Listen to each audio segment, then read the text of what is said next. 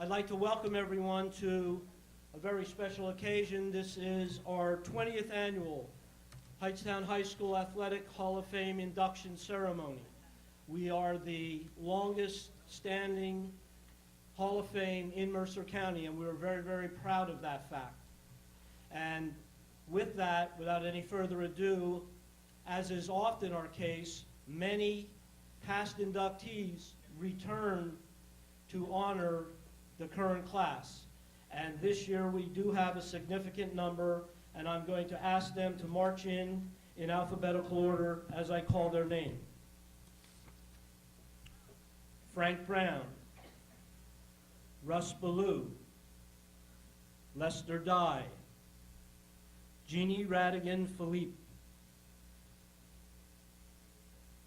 Larry Gunnell, Frank Hampton, Jeannie Hikas, Rich Heiser, Ethan Jaros, Trish Johnson, Polixani Castaros, John Klenna, Nick Martini, Leslie McCausland, Chris Mortello, Susan Pape, Dee Pasternak, Lee Platt, Rob Reb, Tracy Radigan Sabino,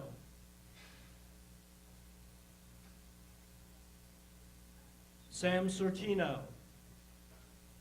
John Wagner, Joanne Zapicki.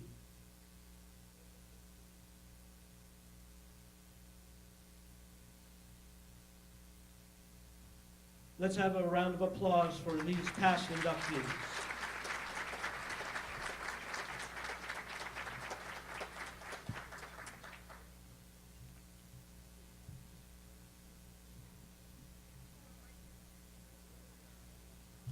Now it is my pleasure to introduce the class of 2013. Rita Olson, contributor.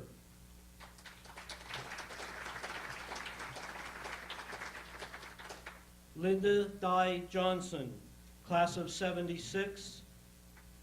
It will be Steve Johnson,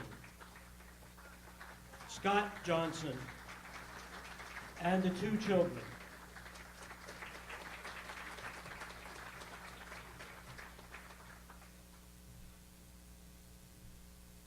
Charles Vallon, class of 82.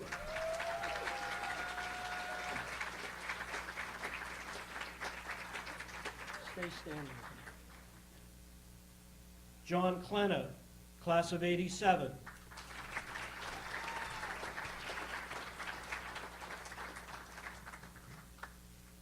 Unfortunately, Zaire Kitchen's flight was delayed, and we do not think Zaire is going to be able to make it. Zaire, class of 2005.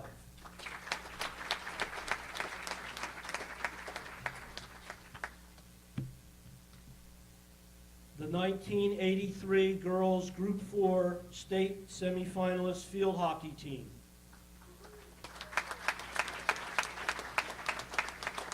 Casey Beaver Andrus, Tracy Cousin Kessel, Lisa Driscoll Archer, Chris Kennedy Jones, Barbara Malloy Preziosi, Lori Roberti DiRocco, Beth Cheney Tormey, Kelly Crown Crow, Deborah Hyman Alper, Jennifer Martinez Nicolay, Carrie Radigan Almers, Carrie Romanow, Beth Wonar Cummings,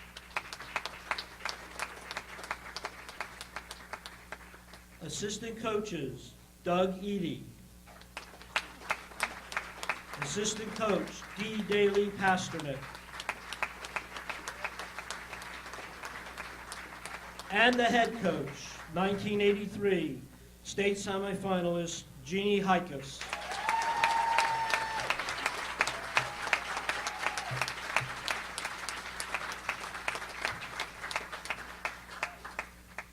If everyone could please stand and join me as we pledge allegiance to the flag. I'm not sure it's here.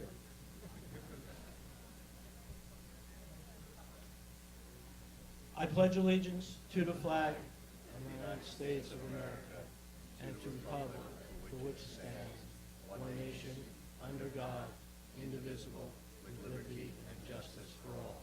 Thank you.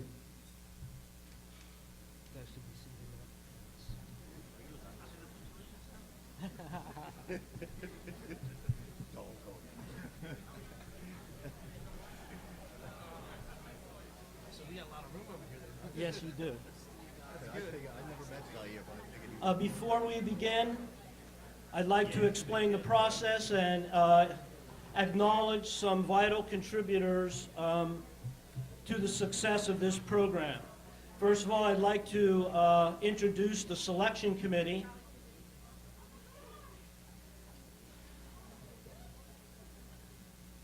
If you could just stand as your name is called, and everybody stay standing, and you could give one round of applause for the selection committee. Jeannie Hickus, the chairman. John Wagner, retired faculty and coach. Sam Sortino, retired faculty and coach. Martin Barlow, retired principal. Donna Oley, retired faculty. Larry Gunnell, alumnus. Joanne Zapicki, faculty. Jack Dunn, faculty. Cliff Brodigan, retired faculty. Michael Russo, coach, faculty. Round of applause for the selection committee. Thank you.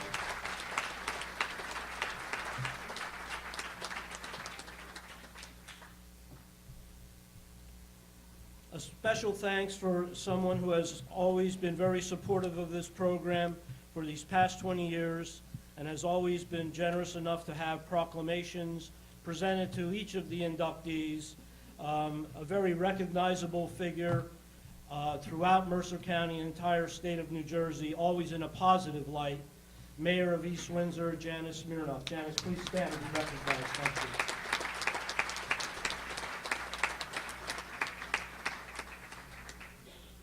Mayor Pearson from the borough of Hightstown is also very supportive of the event, but had a conflict and is not able to attend. Also, Dr. Forsthoffer, our superintendent, who has come to these events during his tenure, is at a workshop out of the district and wanted to express to all of you inductees, as well as the students who are here in attendance, his congratulations and best wishes for an excellent day today. Yes, we can clap for Dr. Forsthoffer. At this time, I'd like to call up the new principal of Hightstown High School, Mr. Dennis Vincent.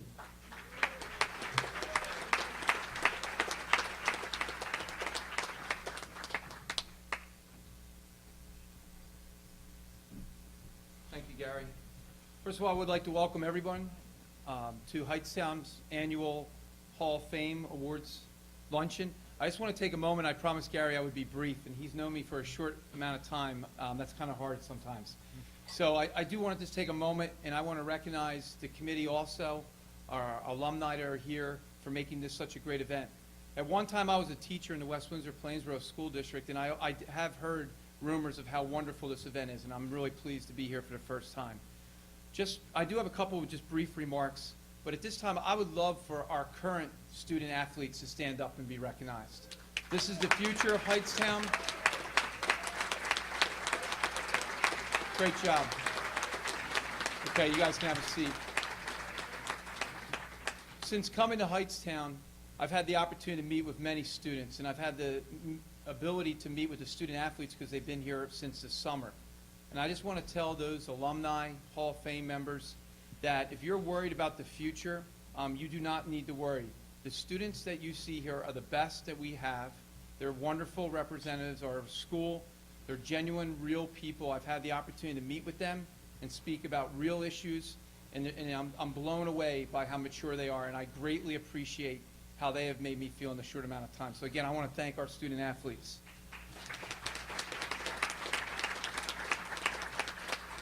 When I was sitting at the table in the back, I was thinking for a moment, today obviously is the Hall of Fame, and I think each of us here in some ways, from the alumni that are currently in the Hall and those individuals that are going to be inducted today, at some point in the next couple of days, think about those people that made a connection to you and made an impact. And I think probably most of you think about your coaches. So over the course of the next few days, think about those individuals, your family, your coaches, and give thanks to them. Because every day, and I talked about this in my opening faculty meeting, my high school coach made a huge impact on my life. If it wasn't for him, I probably would not be here. So again, I think we all have so much to be thankful for. And I talked about my high school coach, but I also want to think, when I transitioned from high school, I went to Rider College at that time, and this young man, he's a little bit older than me now, but Charlie Vallon was doing his graduate work there. And there was a group of seniors that just graduated, and I was an incoming freshman running at Rider. And when I got there, I thought I had all this independence. And I remember these seniors who were doing their MBA, which is obviously a very complicated and sophisticated master's degree, told the freshmen we had to go to the library. I was like, wait a minute, I thought I got away from my mom and dad. But Charlie and a group of older, more wise individuals made us go to the library. And Charlie, I think probably if it wasn't for your group, I probably wouldn't be here today either. So I want to thank you. And there's one last person I want to thank, and it's amazing that he's here because he helped structure my desire to be an administrator, and that's Doug Eady in the back. I knew Doug Eady as a teacher when he was at North. I went over to West Windsor North, and Doug Eady was the assistant principal there, and it was a very small group of faculty. And every morning he would go around the building, and he would open up all the classrooms. But every day he made it a point to stop in my room. And he always talked to me about things I should do. And again, he motivated me, and I want to thank you. So making connections is a theme we're talking about at Hightstown High School. And here today is just a great representation of connections. Thank you, and enjoy your day.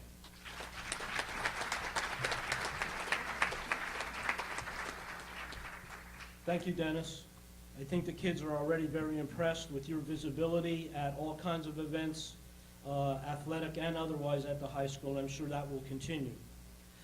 At this time, I encourage you to look through the program, acknowledge the biographies of those that are being honored here today, pay special attention to our past inductees, as well as those people who have continued to offer donations to keep the program alive and to have such a good turnout of student athletes. Every one of these athletes have been sponsored by an inductee.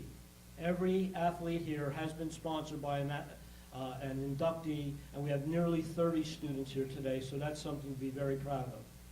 We are now going to be served the appetizer, walk around, enjoy, and then in about 20 minutes we will begin the program. Thank you.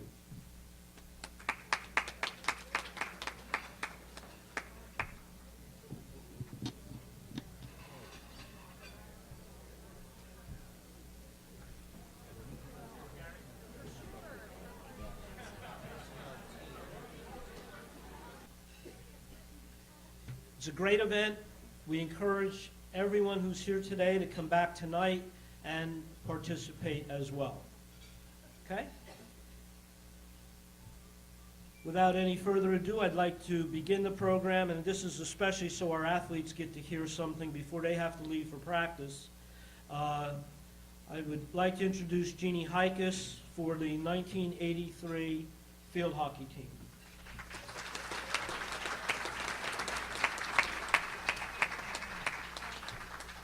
Okay, before I start, Charlie gets the award for the only inductee in 20 years to get the information I needed from him before we asked him for it.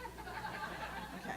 I would like to congratulate all the inductees, and, you know, I'm so thrilled. It's the 20th year, and we have the largest number we've ever had. We have 175 this year, and the record before was 162. And that was Randy Pinkett's year, so we beat that. And I hope that you notice that all the stuff around here, there were some changes. You can blame Frank Hampton for that, because at the end of last year, he said, "So Jeannie, what are you gonna do special next year?" So everything that's new for those people that have come every year, I kept thinking, Frank Hampton's up here saying, and what am I doing special? What's really special for me, though, is my 1983 field hockey team was chosen to be the first field hockey team inducted in the Hall of Fame. It is the best team so far of field hockey at Hightstown because they went the furthest.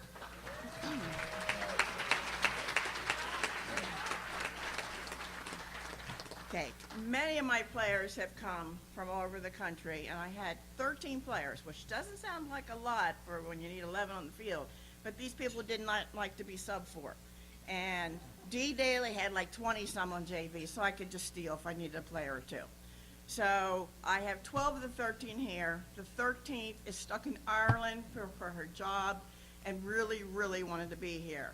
But like I said, they've come from all over the country. I have other players here too that have played for me, but they are here for various reasons. Some for the team, some for Linda Dye, and so on.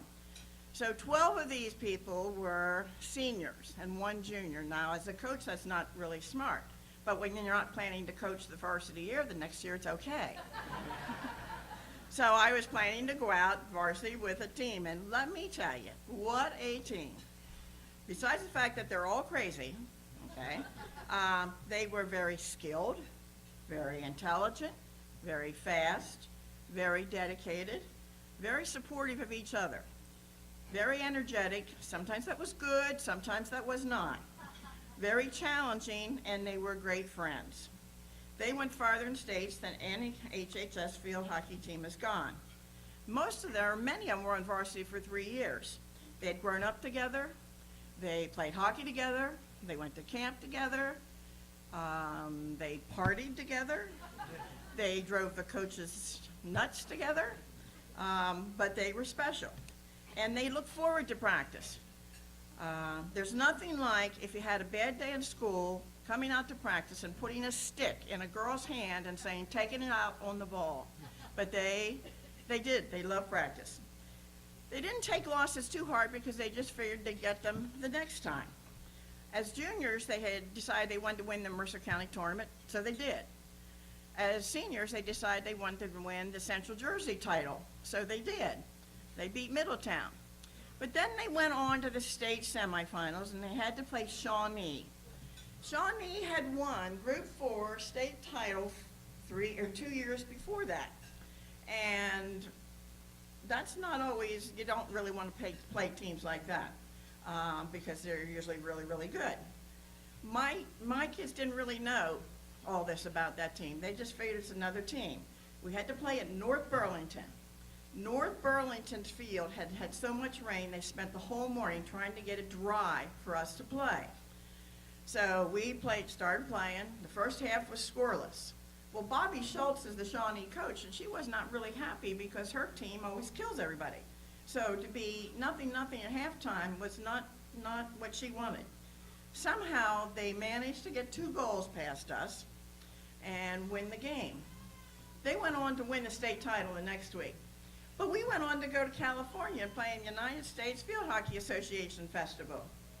Now, this is something, I'm not quite sure how we really got away with it, but they let Dee Daly and I take 22 kids to California for 9 days. We went to Carmel, they hosted us, we played a couple teams up there, we took a few side trips to Chinatown and San Francisco, and you know that street that goes like this in San Francisco, Lombard Street? Well, you know, cars go down that street. My team wanted to run down that street. Okay, and I can't even remember now if we let them do it or not. But we took a bus through the night to get to Long Beach because we couldn't afford a hotel room that night, so we just, let the kids sleep on the bus. We got to Long Beach. We played in the National Hockey Festival. We had 2 wins, 2 losses, 2 ties.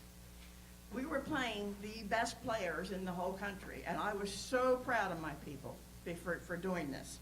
They also had to go to Universal Studios. Apparently there are a few more things happening out there that I knew about. I think I'm going to learn a little bit more as I talk to these I call them kids, they're in their 40s. I also found out there was a lot more happening at hockey camp than hockey. Okay, so, you know, I guess I was a little naive when thinking that if I'm telling them to do things, and then, of course, some of them always wonder why when we stayed in a hotel, they were in the room next to the coaches. Right, Radigan? Okay, like, why were we always right next to the coaches? But somehow they must have still been getting away with a few things. I have always had really good support from the parents, and particularly this group. And let me tell you, there are 5 sets of parents here today from this team of 12 players. And it didn't matter. I could bench their kids the start of the game. They wouldn't look at me as like, why am I benching them? They would look at their kid and say, what did you do? Because they figured it was definitely, right, Mrs. Radigan? Okay. Carrie, you know I was going to put something in about the cutting the day before a game. You just, yes, okay. And I can't remember who else cut with you, but I'm sure I could guess. But they always were really good. And I mean, the Driscolls flew in from Colorado to be here today. And that was Lisa's, my goalie's parents. And Martinez is here. And Hyman's here. And I'm missing one. Let me figure that out real quick. Okay, who's the other set of parents here? Somebody help me. Warner. Oh, yeah, Mr. Warner, did you see your picture on the poster? Okay, yes, he's holding up the Go Rams thing, yes. Let's see, how could I miss you? So really, 5 sets of parents here. That's great. So you can see what we have. And, okay, I'm near the end here, but we also have to make a comment about, we had airheads on our team.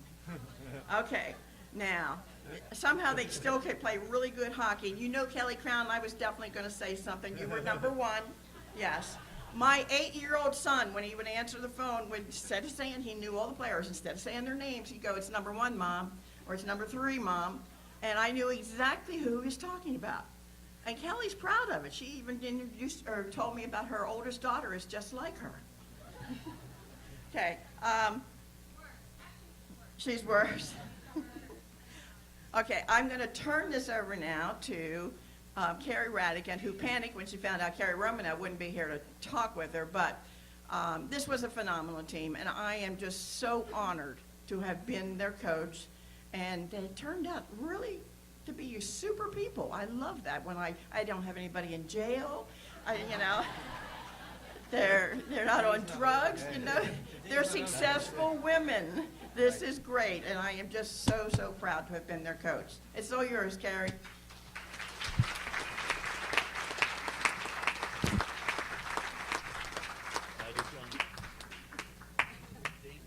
Carrie Romanow's in jail. No more of that. On behalf of the 1983 Hall of Fame field hockey team, I would like to thank the Hall of Fame committee for such a prestigious honor. To be one of 6 teams inducted is truly a privilege. We are all very grateful. The fact that the entire team is here today, 30 years later, yikes, with the exception of one last-minute unavoidable cancellation, is a tribute to the character of the individuals on this team, and more importantly, our coaches. The greatest thing about this team is that we were friends on and off the field. I truly believe that that contributed to our success. We were led by our fearless coach, Jeannie Heikes, who had unwavering support from Coach G. Daly and Doug Eady. Coach Heikes instilled a great work ethic in all of us and was a true motivator and leader. She was always there to offer support in anything that we needed. She worked us hard, but allowed us to have fun at the same time. Sometimes we did have too much fun. As Coach Heikes said 30 years ago, how can so many airheads be so good at field hockey? By the way, they were probably led by the biggest airhead of them all. Thank God Carrie Romano was the other captain. She created a great balance for the team. I'm sure the word "now" will forever be etched in each one of our brains. Thank you, Coach Heikes, for always being there for all of us and guiding us to victory. You were an invaluable coach and mentor, and that is why you are already a member of the Hightstown High School Hall of Fame. To quote Herb Brooks during his address to the 1980 U.S. Olympic hockey team before the Russian match, great moments are born from great opportunities. Our opportunity began in 1982 when we won the Mercer County tournament. We knew that with hard work and dedication, we would be the team to beat the following year, and we were. We won the Central Jersey Group 4 championship in 1983. To be the only Hightstown High School field hockey team to ever win a sectional title is something that I'm sure that we are all very proud of. We went on to make it to the state semifinals. It was a scoreless first half, but we ended up losing 2-0 to Shawnee, who had won the state Group 4 championship title the previous 2 years. Not bad for a bunch of airheads. After that, we went to California to play in the National Field Hockey Festival, where we did go 2-2-2. I'm pretty sure I can speak for most of us, if not all, that trip was probably one of the best memories we will ever take away from our field hockey days. I'm also pretty sure that the state of California was never the same after us being there. And I also often wonder if they ever let another Hightstown team out of state after they unleashed our field hockey team. I highly doubt it. I would be remiss if I did not thank our parents and siblings for their support back then and now. I remember like it was yesterday, our families cheering us on the sidelines. I don't think any of our parents understood the game, at least I know my parents didn't, and they couldn't stand the fact that the whistle blew every 2 seconds, yet they were still here to cheer us on at every game. Thank you all. I don't know if any of my other teammates' daughters played field hockey in high school, but my daughter Kylie did. You can imagine how excited I was to be on the sideline, to go to her first game. And I'm not gonna lie, I am one of those parents that screams on the sidelines. And when I kept seeing her going off sides, I'm like, Kylie, you're off sides. Kai, you're off sides. She just kept giving me a very strange look and continued to stay off sides. So my voice got louder and louder until finally she threw her stick down in the middle of the game and said, Mom, shut up, there is no offside. And I'm like, well, there was when I played like 30,000 years ago, but now the rules might have changed. So now I silently cheer on the sidelines. Finally, I think attending Hightstown High School, and especially being part of a winning field hockey program, was the foundation for success in all of us. It is these wonderful life experiences that have brought us to where we are today. Many of our team members received league, county, and state recognition for their efforts, but we didn't get to this Hall of Fame individually. We got here as a team, a great team. Every single one of us contributed to our success. We are here today as we were 30 years ago, a team, a group of friends, led by amazing coaches. Again, thank you, Coach Heikes, Coach Daly, and Coach Edie. We are truly humbled and honored for this recognition, and we are blessed for such an incredible experience and memories that will last a lifetime.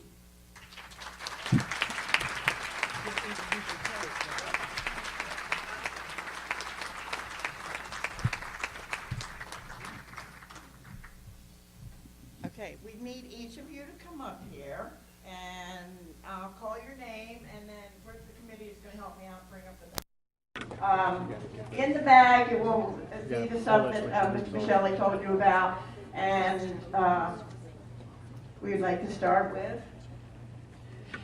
whichever bag you can handle. Okay, the team, you will get a certificate. Instead of handing you something on the field tonight, the individuals get a plaque, and you don't have to deal with it tonight, so you're going to get it today. Oh, I want to do it again.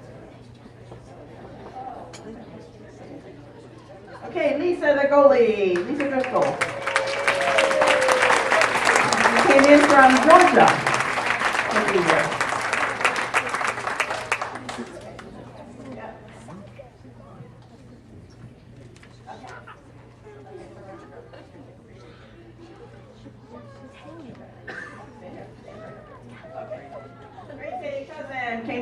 Tracy Cousin Kessel came in from Florida with her husband and daughter.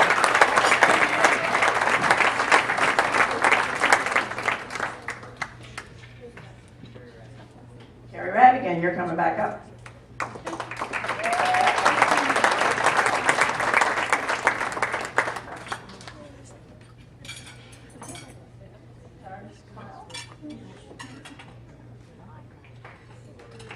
Lori Roberti came in from Virginia, right? Lori, Virginia? Okay.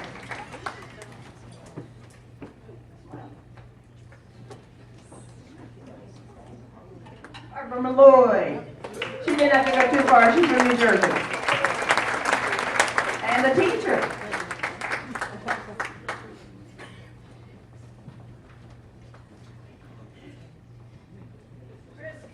Chris Kennedy came in from Pennsylvania.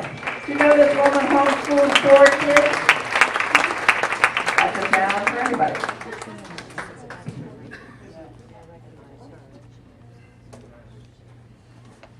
Debbie Hyman, make your way up.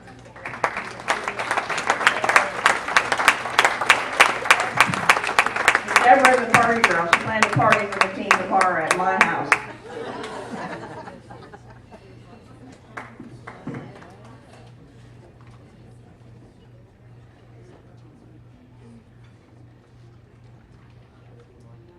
Jennifer Martinez Nicolay. I guess I should put the whole name in here.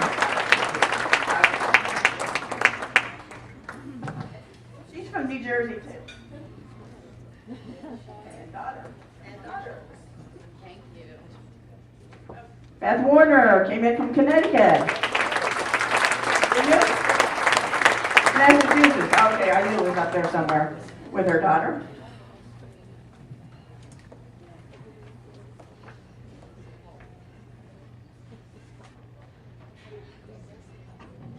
Oh, by the way, you guys were all supposed to stay up here. I forgot to tell you that. You can come back up while I'm done this one. Okay, Beth Cheney. Come on, everybody's supposed to be up here. Beth is in New Jersey too. She didn't have to go too far.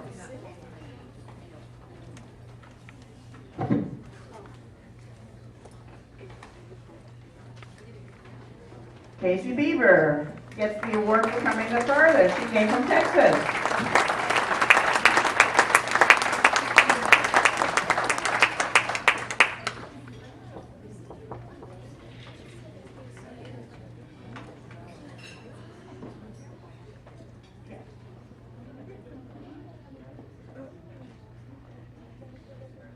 Kelly Crown and Little Oliver.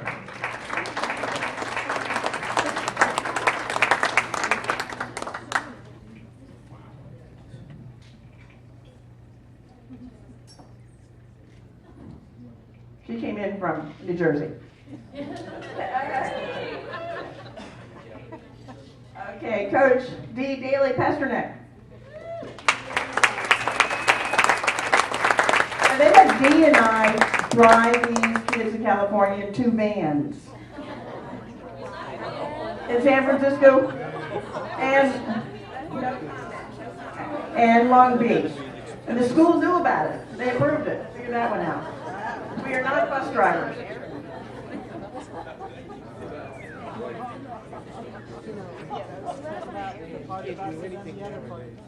Fred Wine was principal then. He approved it. Doug Eady. Doug had the freshman squad. We always tell when Doug was mad, he took a hat and threw it off his head on the ground, and then he knew it was a bad game.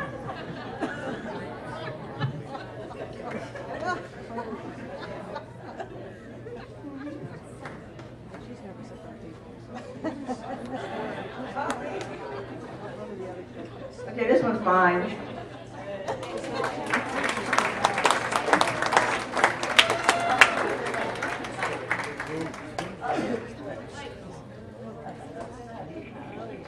Okay, afterwards, we're going to put all this team over there with the other individual inductees. You can take as many pictures as you want. So you can take them to your heart's content. But that is 1983 field hockey team. Much to go.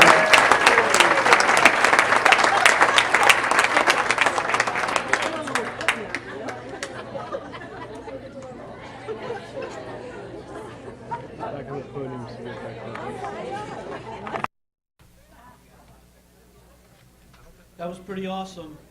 I hope the field hockey girls out there were listening and you're ready to bring home something this year. Mercer County tournament is not far away. That would be nice. They are a talented group, Jeannie. We are a very good group. Moving on, I would like to introduce the brother of Linda Dye Johnson, Steve Dye.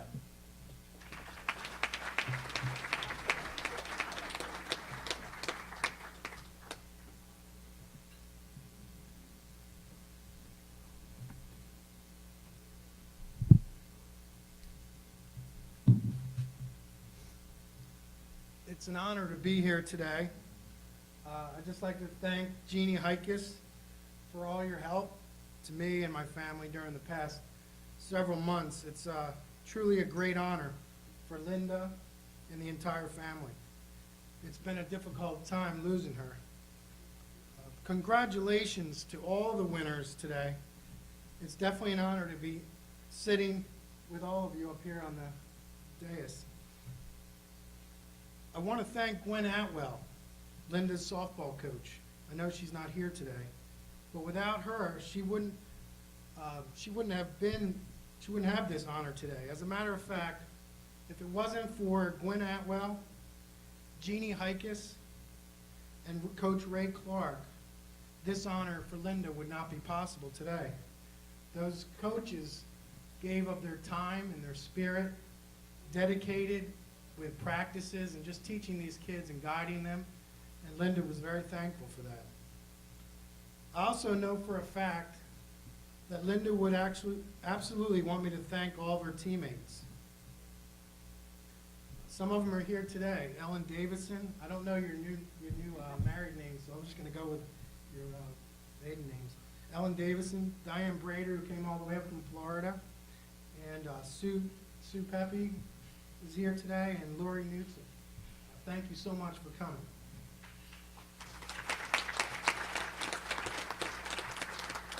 So I have the privilege of talking about my sister Linda today.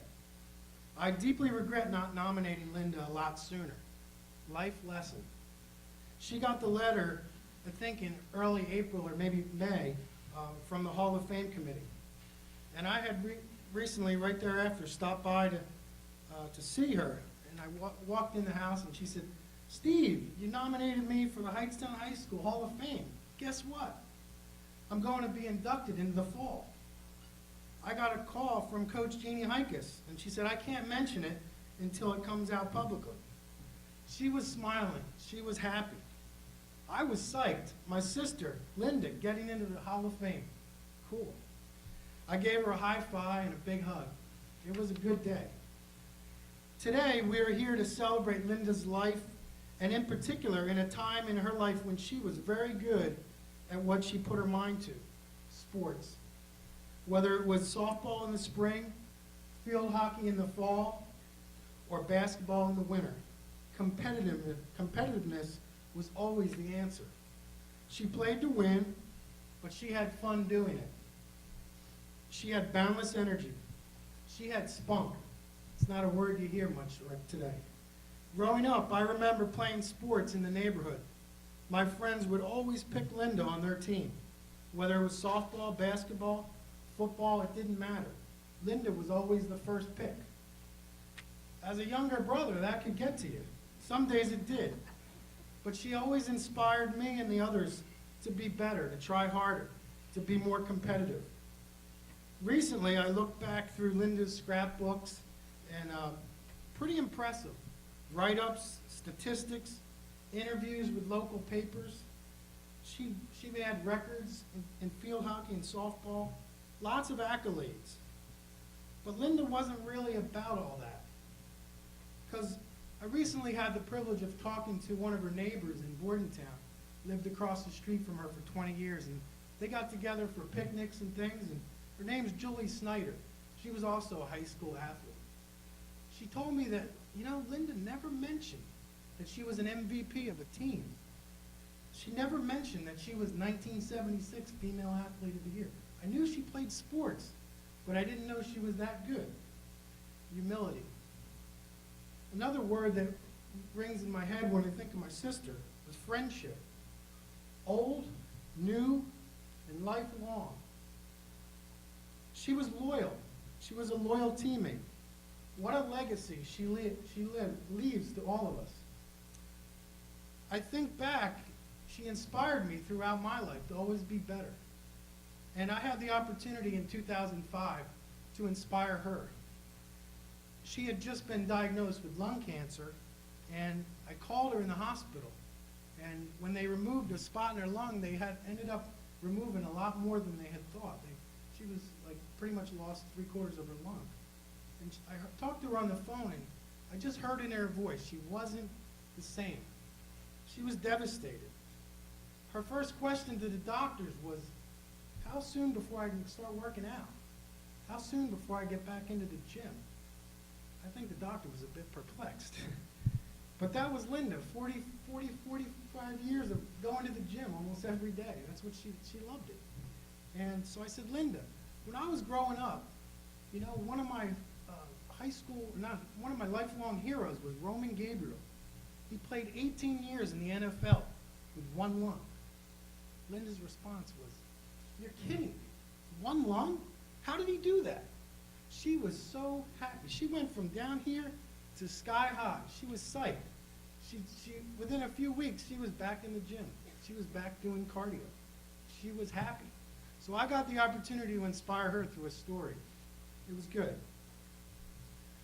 One of the coaches, I think it was Jeannie Heikes, had an exercise where the teammates on her hockey team would write down characteristics of their teammates.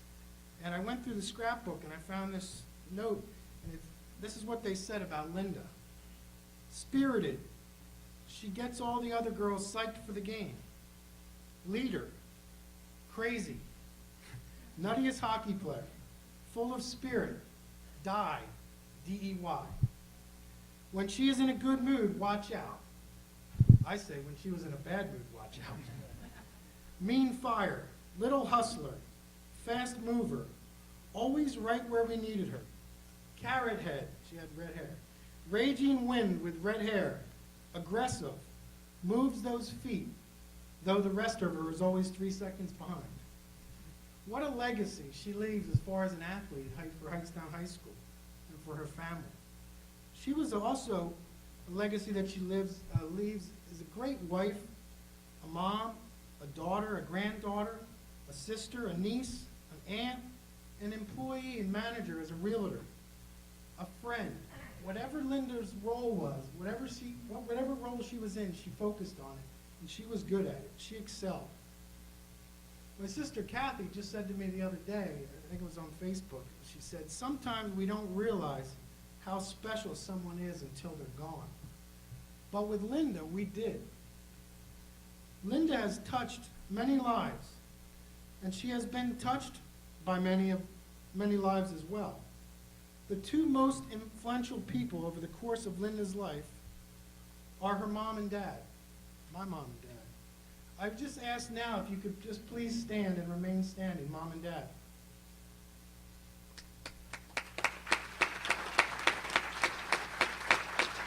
Linda also inspired and encouraged all her siblings throughout her life.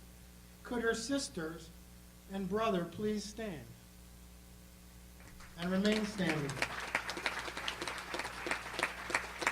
If you were a coach of Linda's, you were a vital part of her success at Hightstown High School. Could you please stand? If you were a teammate of Linda's, you were a huge part of her success. Linda was all about team. Could you please stand?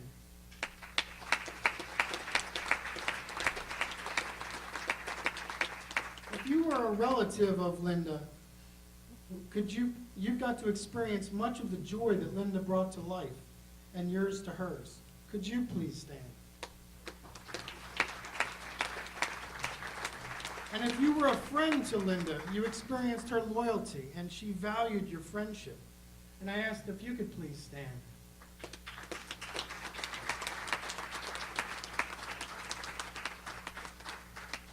And if you knew Linda or were inspired by her in one way or another, I would ask if you could please stand as well.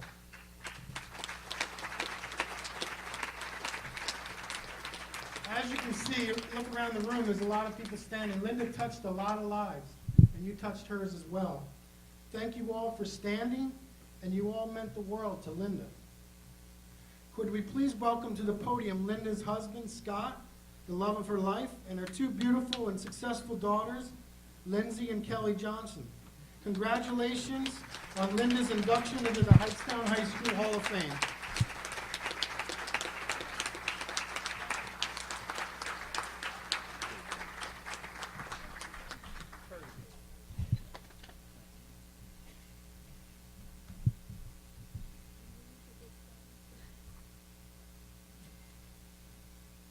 Well, that's going to be tough to follow up.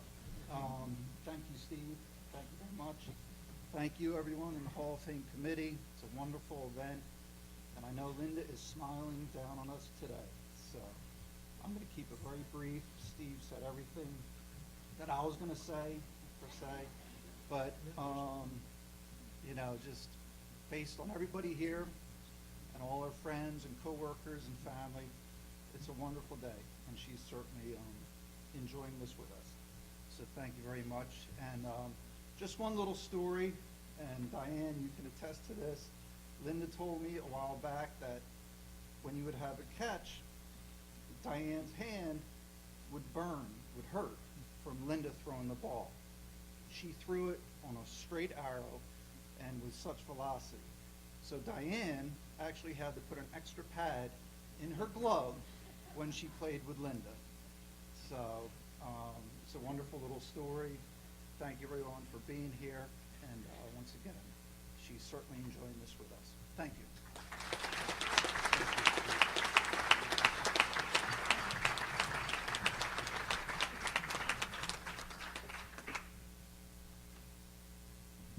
Thank you very much. Job well done.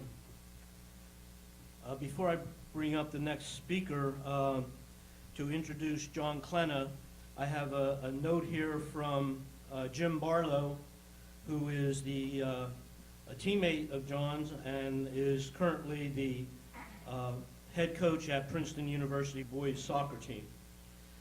While I can't be with you today to celebrate the induction of John Klenna into the Hightstown High School Athletic Hall of Fame, I nonetheless wanted to pass on a few remarks of congratulations to John and his family. Now that I'm a coach, when I think back to our teams of '85 and '86, I try to figure out what made us a good team, a championship team. Certainly we had a talented group of players who all loved to compete and understood their responsibilities on the field. The players sincerely liked each other and had great chemistry on the field and off the field. We had a coach, John Wagner, who made practices fun and competitive, who allowed us the freedom on the field to learn from our mistakes and hone our instincts, and who had a great eye for figuring out each player's strength and subsequently assigning him a role to maximize those strengths. Indeed, the '85 and '86 Rams had many of the qualities of a great team. But now that I've been at this coaching thing for over 20 years, I realize in our sport that the qualities I mentioned already are not enough. In our sport, often a team can have chemistry, talent, competitiveness, good coaching, etc., and still not win. Not without a goal scorer. For us, not without John Klenna. John made our good teams great by being the guy who was willing to do whatever it took to score a goal. Think of what Wayne Rooney added to the best Manchester United teams. That is what John added to our teams. John was the kind of striker opposing defenders hated to play against. Often in soccer, defenders beat the H out of forwards. With John, it was the other way around. After 90 minutes of playing against John, defenders had had enough. He was fast, strong, physical, competitive, and would sacrifice his body to score a goal. He would chase down through balls, get on the end of crosses, or just dribble by a defense. When he lost the ball, he would win it right back with his tenacious chasing and defending, and would tackle so hard that defenders wouldn't want to go near him. But what made John even more special was his fearlessness. He never hid. He rose to the occasion in every big game. He wanted the ball. He wanted the responsibility of being the guy we could count on to score. No matter how many guys the other team assigned to mark him or kick him, he still found a way to be dangerous. John's confidence, fearlessness, even his cockiness was contagious. It helped our team. It gave us a swagger. At the same time, opponents feared him. They feared his tenacity and his ruthless competitiveness. They feared that crazy look in his eye that told you he was coming after you. I guess the best way to sum up John Clenna is to say he's the kind of player his teammates loved and his opponents hated. I'm just grateful he was my teammate. I'm so happy for John to be recognized for all that he did for our team and for Hightstown High School. Congratulations, John. The honor is well deserved. Sincerely, Jim Barlow, class of '87, head men's soccer coach, Princeton University.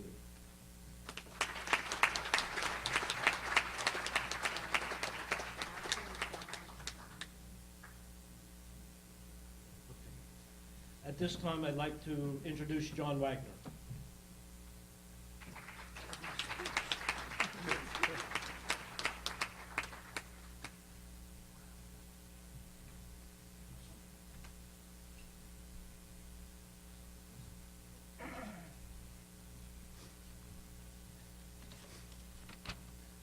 Good afternoon. It's my pleasure for me to introduce John for induction into the HHS Hall of Fame, and I say that because it's my good fortune that he chose to play soccer. Otherwise, someone else would be standing up here introducing him because he was a Hall of Fame athlete. All the qualities that you normally associate with great athletes, Jim Barlow just alluded to some of them: speed, strength, quickness, agility, and so on, John possessed. He didn't start playing soccer until he was in 7th grade, and in 3 years he was starting for the high school varsity team. The following year he led the county in scoring, was named to the all-state team, and in his senior year he did it all over again. Led the team in scoring, led the county in scoring, and made all-state. Last year when our '86 team was inducted, I mentioned that there are those who play soccer and there are soccer players. And you all know the difference between the two just in the way you describe certain players. For example, he always seems to be in the right place at the right time. He sees the whole field. He makes his teammates better just because they're on the same field with him. Well, today, we're inducting another in a distinguished list of great Hightstown High School soccer players. Our '85 and '86 teams were built around 3 outstanding players: Jim Roberti in the back, Jim Barlow in the middle, and John Clenna up front. Jim Roberti and Jim Barlow are in the Hall of Fame, so it's only fitting that John Clenna join them. Ladies and gentlemen, John Clenna.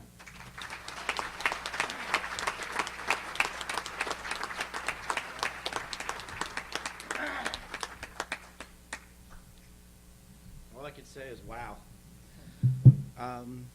First off, I'd like to thank the 2 most important people in my life.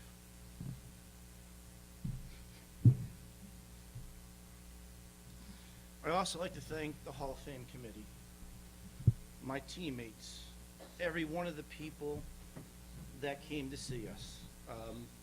No one knows quite what it was like in school on those days when we played. The euphoria in that school, just to see the kids, the soccer players. We knew parents were going to be leaving work early. And then to get on that field, you know, you just look around and you saw all these people.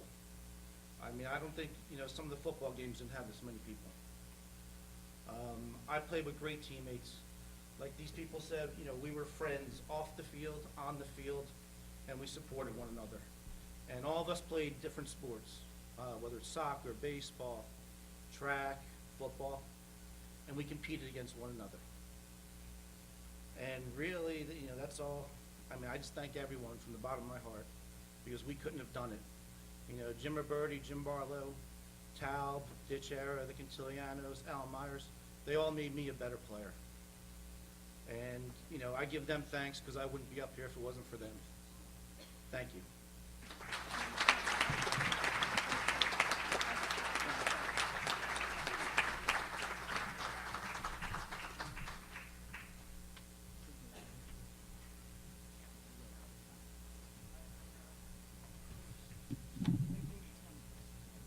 We're going to take a brief break so that the table can be cleared and dessert prepared for us. I'm asking for the athletes to hang in there. I'd like to have Zaire's speech be read by Mr. Dunn before those guys have to leave. 2:30 bus for all the athletes. Okay, so the crew's ready to go. Isn't this a great event? Just awesome. And I know the people.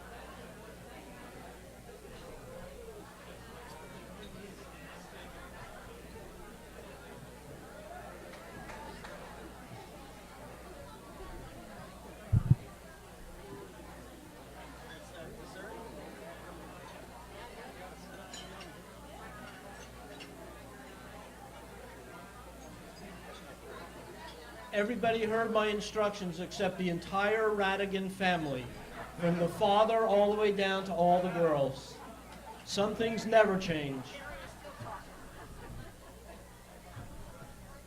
Carrie's totally oblivious to even those comments.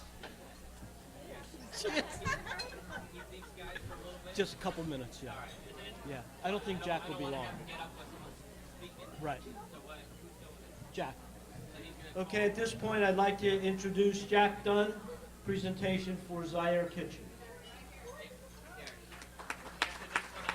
Yeah, yes.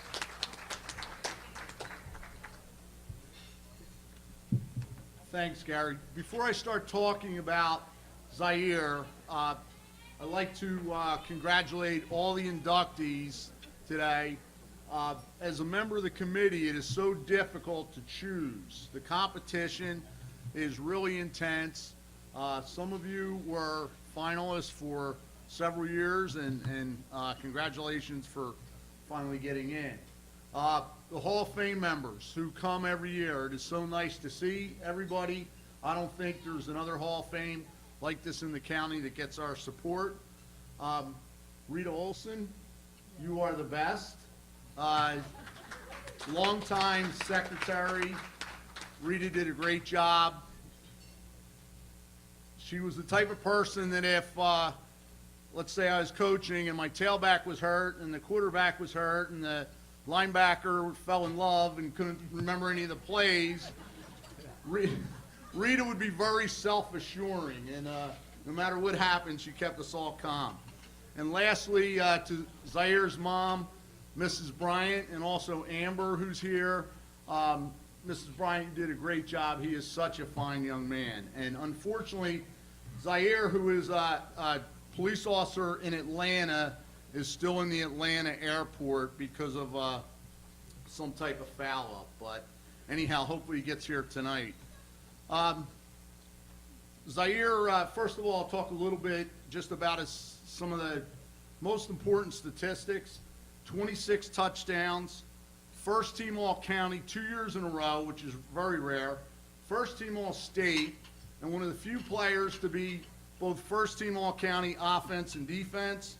And also, he's probably the most recruited athlete since Vicky Pikett. It's not very usual at Hightstown that Iowa and North Carolina State and Rutgers and all the Big East schools are walking the halls. I have so many good memories of Zaire.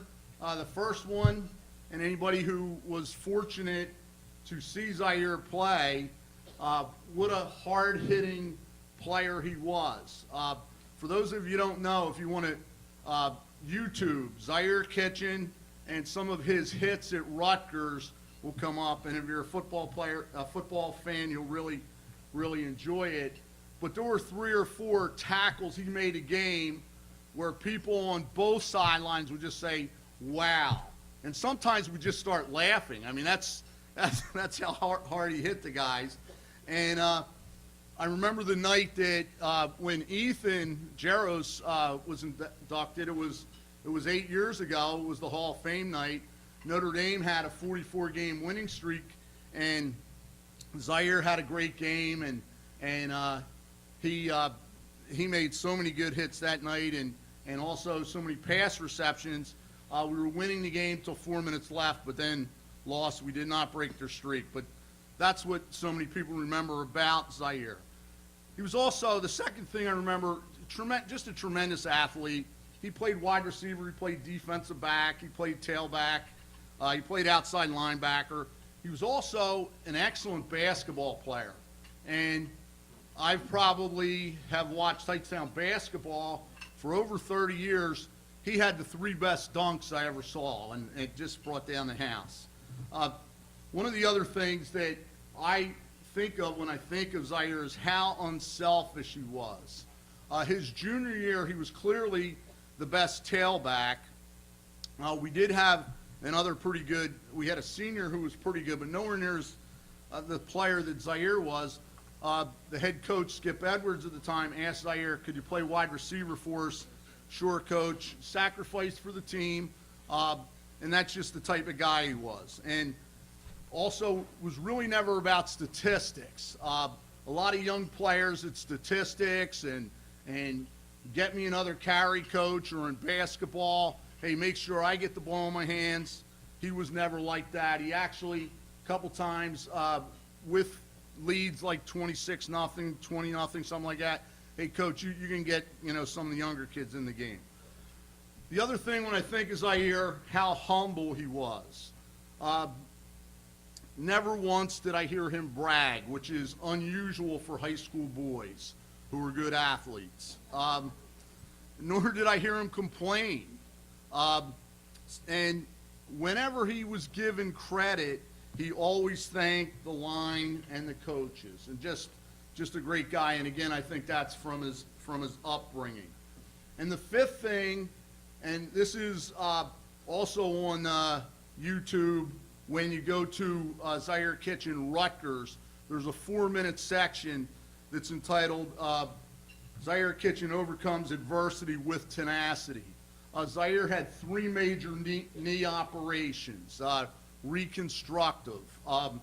And I talked to Zaire after his Rutgers career, and I said, Zaire, if not for the knees, I think you would have made the NFL. And he said, well, coach, we'll never know, but what will be, will be. And he said, I had a great career, and I'm thankful for that. He also, because of a technicality, he had to go to prep school for a year, so he went to Hargrave Military. It was not because of his grades. It was really not even because of his SATs. Again, a hardworking young man. His SAT scores went up over 300 points, so he cleared that way. It was a technicality in his transcript that the school district has since rectified, so that mistake will not happen again for any of our athletes. So Zaire Kitchen was certainly one of the best athletes ever at Hightstown High School, but the thing I'm proud to say is, as good as an athlete as Zaire was,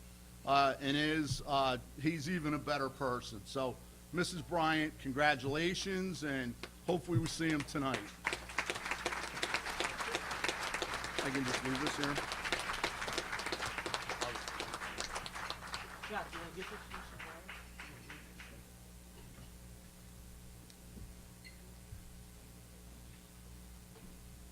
Unfortunately, the athletes, you guys have to leave now. Bus is waiting. Coaches are waiting for practice.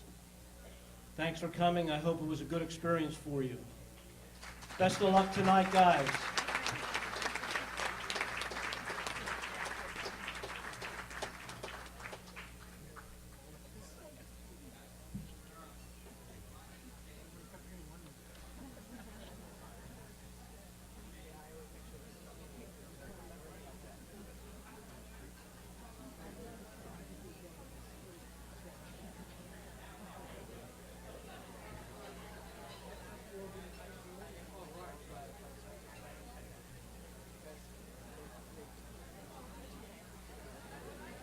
At this time, I'd like to call up Daria Vallon to introduce Charles.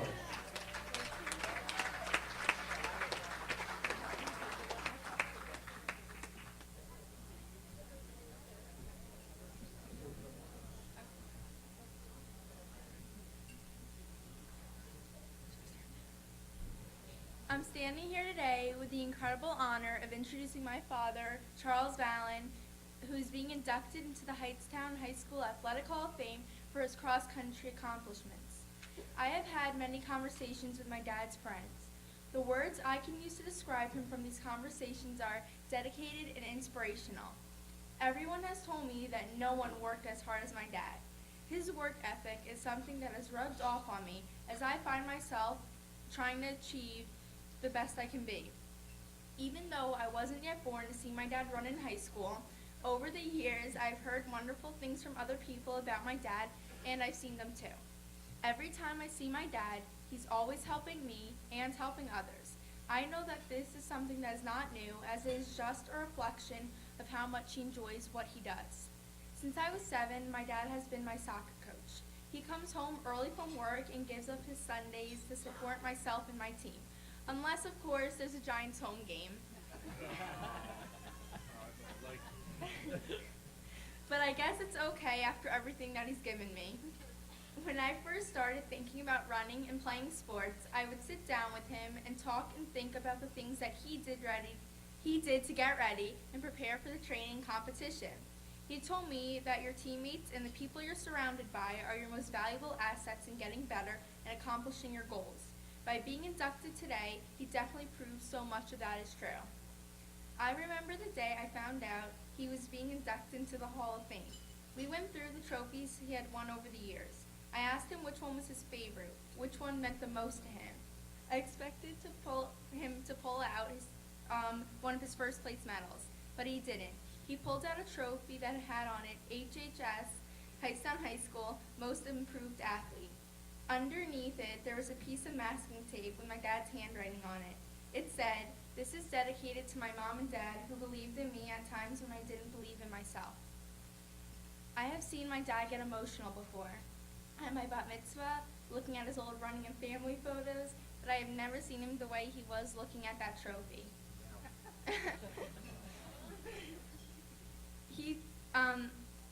He told me that's what it's all about, always believing in yourself. That's why he got up early in the morning to push himself harder.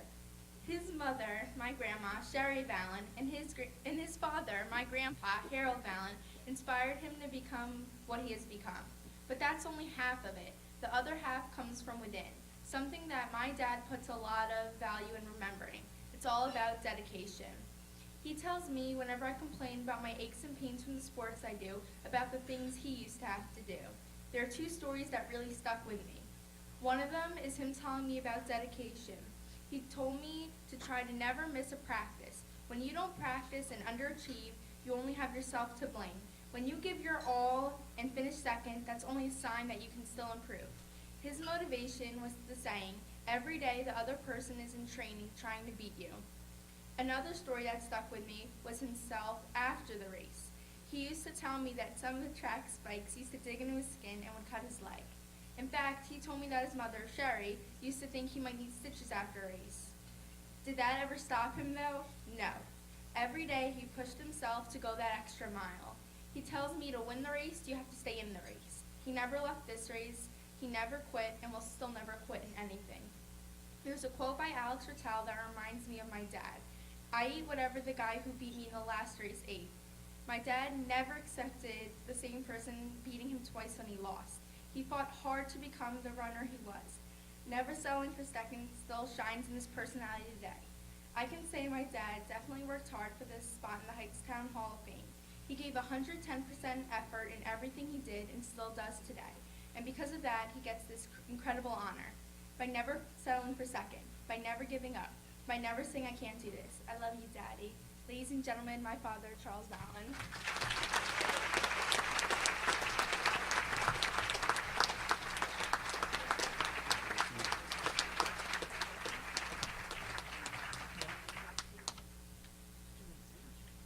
God. That's not fair. You know, the smart thing for me to do right now would be to say, thank you, shut up, and sit down. But a lot of you know me in this room, and when have you ever known me to shut up and sit down? There's one of them. First and foremost, I want to congratulate Rita, John, Zaire, and the 1983 field hockey team. But I also want to reach out to Linda's family, as it would have been special for her to be here today. But I know that her spirit fills this room right now. I feel incredibly honored sharing this with all of you today. Several months ago, I was going through boxes and boxes of stuff. I was cleaning out my house. And I came across my old Hightstown cross-country uniform. And I got all excited and everything, and I laid it all out. I took some iPhone pictures. And for those of you who also know me, know I occasionally get on Facebook.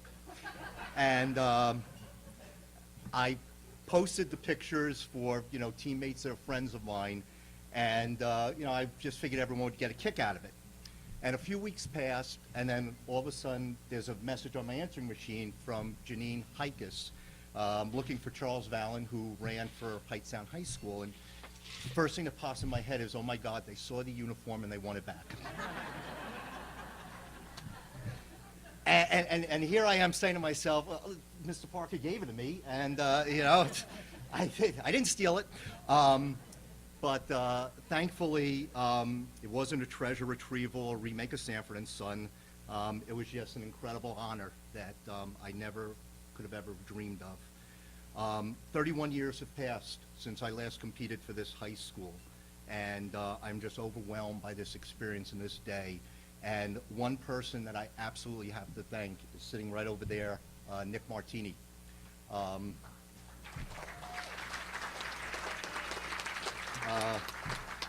Nick was the one who nominated me and kept everyone enthusiastic about me being here, so thank you very, very much, Nick. To the entire Hall of Fame nomination committee, especially Janine Hikis and Gary Buscelli, thank you very, very much for this incredible moment in my life. As I said, 31 years removed with Rams written across my chest as I proudly competed to this school. Seemed to have gone by like a flash, but right now I feel as much pride in this program today as I did 31 years ago. And you've given me something that I can treasure forever, so thank you. Running for me sure became a labor of love. It all started back in 1977 with my friend Chris Johnston, and running became so much more in my life. It wasn't only a love, but it was a motivational force that drove me into so many of the things that I did. And I have so many people, many of them in this room today, to thank, and it wouldn't have all been possible without the help of a lot of people. First and foremost, where would any of us athletes be without coaches? Because the bottom line, our coaches are probably the most underappreciated and probably underpaid psychiatrists on the planet.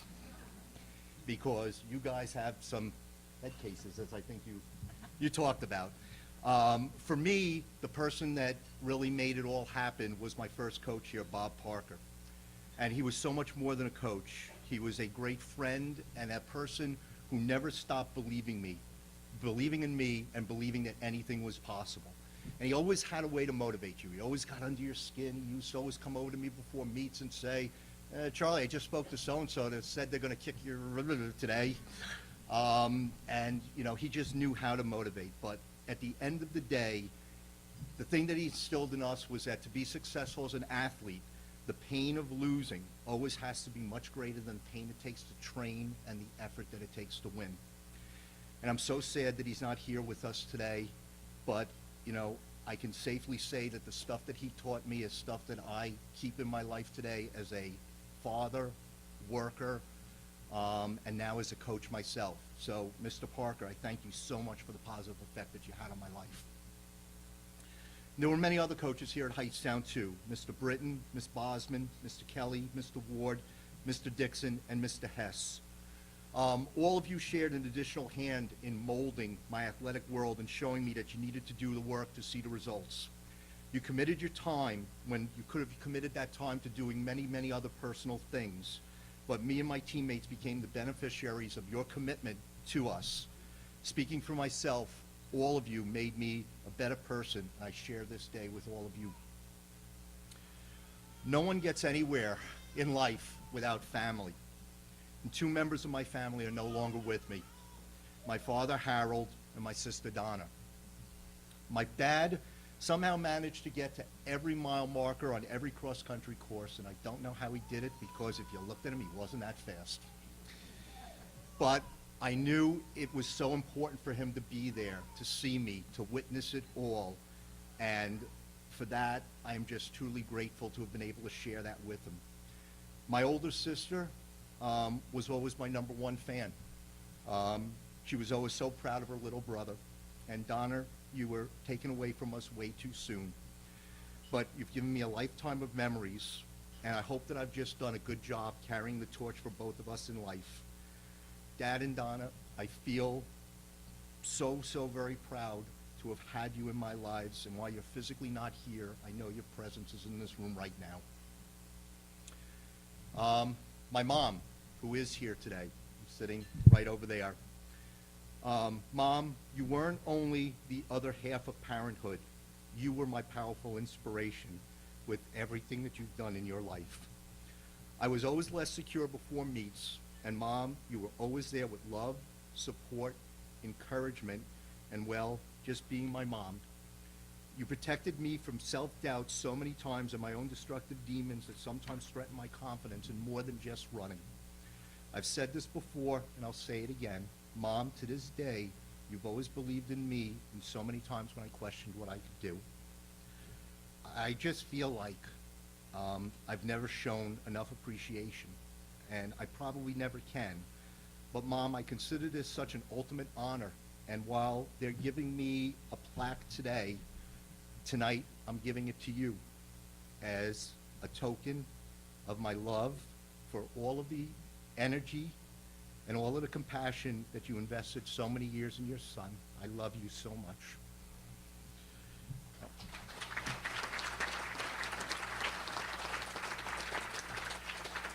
While my children never saw me run in high school or college, they're my current motivation in life and keep me going every day. You've met Daria, and over there is her younger sister, Brooke. I'm so glad that both of you had an opportunity to witness this today, and I only wish the best of you for everything that you do, and I will take all my power and all my energy to make sure that I give you guys all the wonderful experiences that have brought me to this day. For my family and friends that are here from high school, my hometown of East Windsor, my new hometown of South Brunswick, and all over the area, my cousins from up in Suffern, I want to thank all of you so much for sharing this day with me. The bottom line is that any honor or anything that is valuable means nothing if you don't have people to share it with. And all of you people continue in one way or another to impact my life and make it fantastic, and I love all of you. Finally, an athlete's world would be incredibly lonely without teammates, and I always had the best teammates. Tom Morpeth and David Rosenblatt are over there. Chris Mortello, who was in the initial induction class, meant to be here today. Unfortunately, he had a family emergency and couldn't make it. But you guys humble me with your presence here today, and it means so much to me. And there was also Rich Islip, David and Paul Mercando, Robbie Muldrow, Chris Johnson, and many, many others who shared the trails and tracks of Mercer County and the state of New Jersey with me. You guys were the pushers, the motivators, and the people that generated the pride that made the work fun.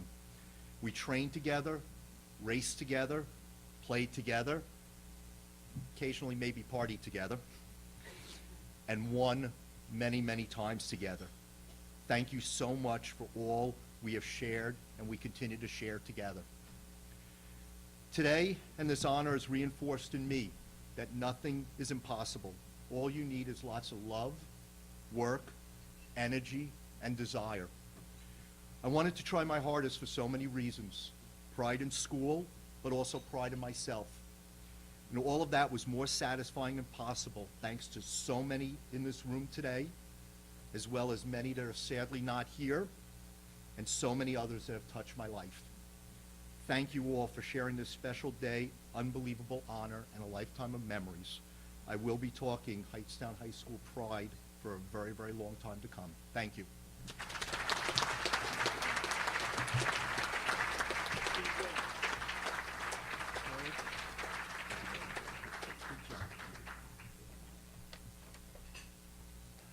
Before I introduce Rita, I'd like to remind all the inductees that we'll be taking pictures, I believe in this area, all inductees immediately after the program.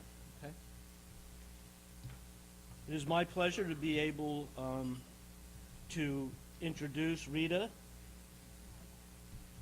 I was the 5th person she chose to introduce her. None of the other 4 were willing to do so. That included her husband, Ken. It's quite a unique relationship that we've had. It's quite unusual to have a team together for 24 years. Rita and I worked together, and it truly was together for 24 years. It was like a marriage. A lot of shouting, a lot of pointing fingers, a lot of blame, and all from Rita to me. I could never blame Rita for anything. She's the only person I know of, and I mean this sincerely, that can work in a position like that, where you're dealing with coaches and parents, officials, bus drivers, student athletes, the media, and never once did anyone complain to me about Rita. It's just impossible, but that's the kind of person that she is. She had some very interesting nicknames that came about from some of the fellow ADs, my colleagues. Steve Timko from the NJSIAA, he's the executive director, had a very special nickname for Sweetie Pie, Rita Olson, every time he would call on the phone. And even if I picked up the phone, he would want to talk to her instead. She had a tremendous amount of responsibilities. I don't think people can appreciate the kinds of things that she had to do. Just running the office alone is a monumental task. But when Frank Hampton came up with the idea of this Hall of Fame, and that became our jurisdiction, that became a major responsibility for Rita, putting all of these kinds of things together. And really, in those early days, she basically did do most of the work by herself. Now, Jeannie has been smart enough to delegate a lot of these responsibilities, even though Jeannie does a great deal of the work as well. But between that and the sports awards each year, doing the scheduling, making sure the fields are prepared, the bus drivers are lined up, the checks are cut for all of our purchases are in on time, etc. The list goes on and on and on. And she did it always without complaint. There's never too much that she could do. She would never take anything for it as far as, well, why don't you come in a little late? You're going to be out till 11 tonight because it's the Hall of Fame game. You know, come in later. No, I got to be in there on time. That's just the kind of person she is. And she's truly a role model for her dedication to her family. It's her family that would be the only reason that she would ever miss work. And now that she's retired, I think I've seen her 2 times, and that's because her son or her daughter was somewhere else. Because she's constantly visiting, constantly a great grandmother, a great mother, a great person. She was recognized for this, and this is a tremendous award. Last year, she was awarded the NJSIAA Sectional Administrative Assistant Award in the 2nd year of its existence. There are over 500 schools. All of those secretaries are nominated, and she was one of 4 chosen. That tells you the kind of job she does as a professional, the kind of dedication that she has, and the kind of person that she is. It is my pleasure to introduce our latest inductee into the Hall of Fame, Rita Olson.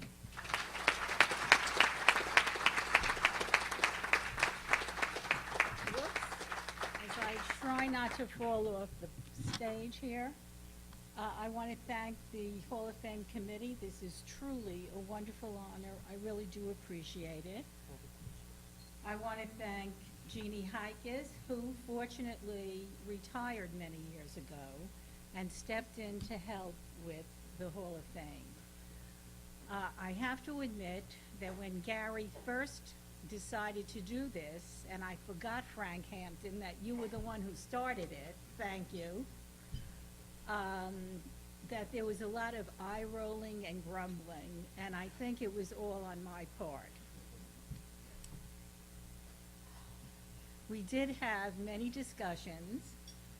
The girl who worked across the hall from us told me that we sounded like a husband and wife who were on the verge of divorce. There were times that I felt I had another child that I never gave birth to. But we have had many wonderful years, and Gary has been incredibly generous with compliments and just saying wonderful things, and we really do have a wonderful relationship. I thought I would just tell you one or two minor glitches that happened, especially at the beginning of this, mostly with videography. One year, this was when we had VHS tapes, not the modern technology that we have today. Somebody told me to go buy tapes, and I certainly did for the machine. However, they neglected to mention that I should get extended tapes. So I got a couple, brought them here. We had students who helped us do this, and they put the tape in, managed not to realize that the tape had run out, finally did realize that the tape ran out, put the second one in, and we managed to miss, of course, one inductee. So that went over really big. The second year, I was very careful about making sure I got the extended tape so this didn't happen again. And again, a student videographer handled it for me, and he started playing it, and it was wonderful, clear and concise, and he got everybody, except there was no sound. And there were other years where minor things happened. I want to thank my family for being here, my son from Texas, my sister from Ohio, my other sister from Pennsylvania, friends who have been nice enough to come here. And I want to thank all of you for sharing this with me. One other thing, Polixeny, which I keep forgetting how to say your name. This Hall of Famer calls every year on the road here. Gee, do you think that I could have lunch there today? You think, is it okay? Could you fit one more person in? I forgot about that. Right. So there have been. She was one of the first to get it in this year. Oh, okay. Good for you. I'm impressed. It's wonderful that I was going to say old, but that's not quite what I should say. Hall of Famers come back every year. This is just wonderful to see and wonderful to be here. And I truly, truly am honored to be among you all. Thank you so much. Thanks for sharing